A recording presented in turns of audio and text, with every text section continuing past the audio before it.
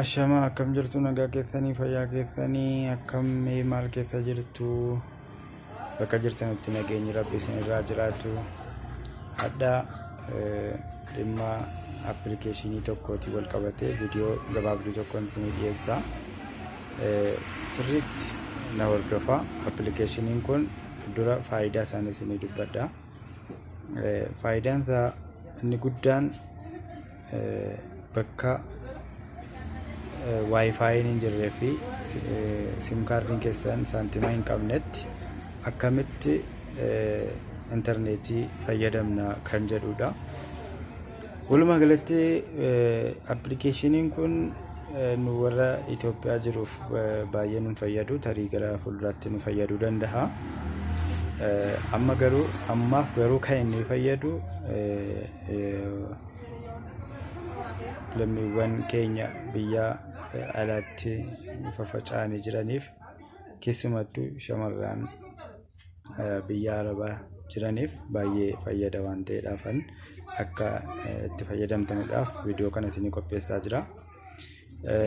Viidiyoon kunis akkamitti isin fayyada? Fakkeenyaaf mana arabaa tokkotu hojjettanu, araboonni tokko koodii Wi-Fi isin dhowwachuu danda'u. Yookiin immoo koodii utuma isinii kennan iyyuu fiildii fudhatanii isin deemuu danda'u bakkeetti jechaadha. Maatii keessaniin haasa'uu barbaaddu, hiriyoota keessaniin namoota jaallattaniin haasa'uu barbaadanu, saantima ofirkaan qabdanu ta'a, miindaan keessanii isiniif hin kennamne ta'a. Kanaaf akkamitti maatii keenyaan haasofna jettanii cinqamuu keessan hin oolu. Kanaaf appilikeeshiniin kun soolushinii guddaa isinii kennaa jechaadha. Appilikeeshinii kana akkuma appilikeeshinii biraa Play Store keessa galtanii buufattanii itti fayyadamuu dandeessu jechaadha. Kan isin barbaachisu sim kaardii qofa qabaachuudha. Sim kaardii qabaattanii daataa oonii gochuu qabdu. Daataa oonii yoo hin qabaanne isiniin hojjetu jechaadha. Duragaa appilikeeshinii kana buufachuudhaaf Wi-Fi keessan bantanii bakka Wi-Fi itti argattan, yookiin immoo Wi-Fi yoo hin qabaanne saantima keessanitti guuttanii appilikeeshinii kana buuftanii itti fayyadamuu qabdanii jechaadha. Appilikeeshiniin kunis maal akka ta'e isin agarsiisaa, na hordofaa. Akkuma ammal isiniin jedhaa ture, appilikeeshiniin kun maal akka fakkaattu isin agarsiisa. Appilikeeshiniin kun akkuma irratti hubataa jirtanu kana appilikeeshiniin kun kunooti ishee kana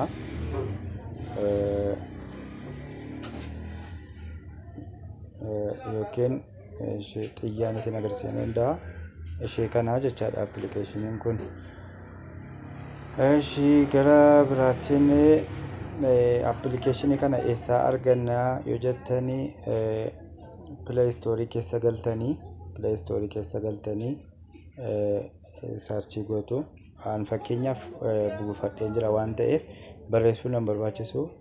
Ishee kana jechaadha. Appilikeeshiniin kun ishee kana 24 Clear VPN Lite for all countries jetti.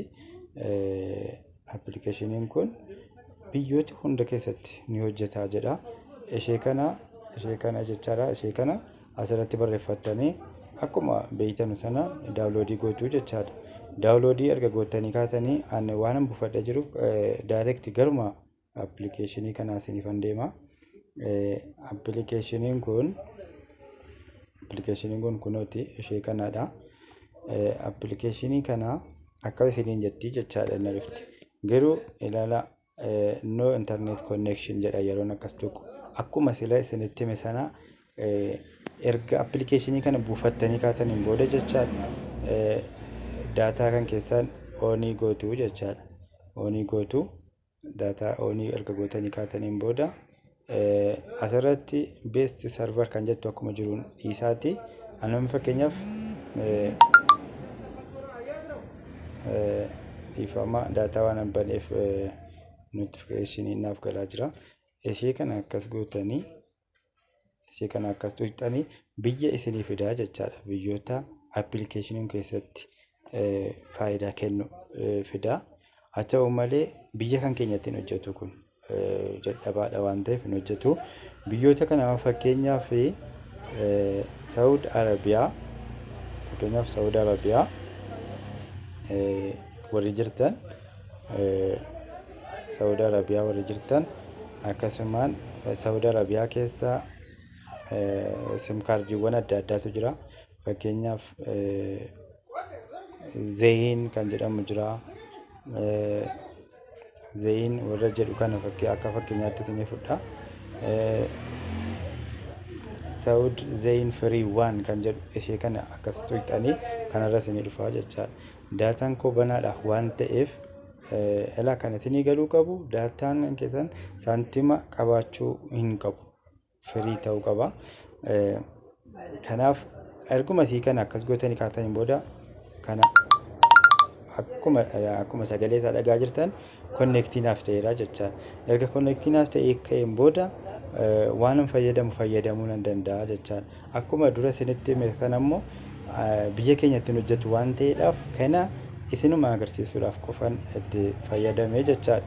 Kanaaf appilikeeshiniin isinitti buufadhaati itti fayyadamu. Even in one of the darkest years of our lives, the light of hope. Dhiifama beeksisa adda antiniitu galaa jira. Kanaaf akka fayyadamtan isiniif ergaa koonsilii dhaamaa jechaadha. Kanaafuu fayyadamaatti intinii isaallee faayidaa isaallee akkuma argattaniin koomentii jalatti viidiyoo koo jalatti koomentii naa barreessaa. Kan itti fayyadamtan kan faayidaa isaa agartan itti fayyadamaa isiniin jedha. Guyyaa gaarii isiniif haa ta'u.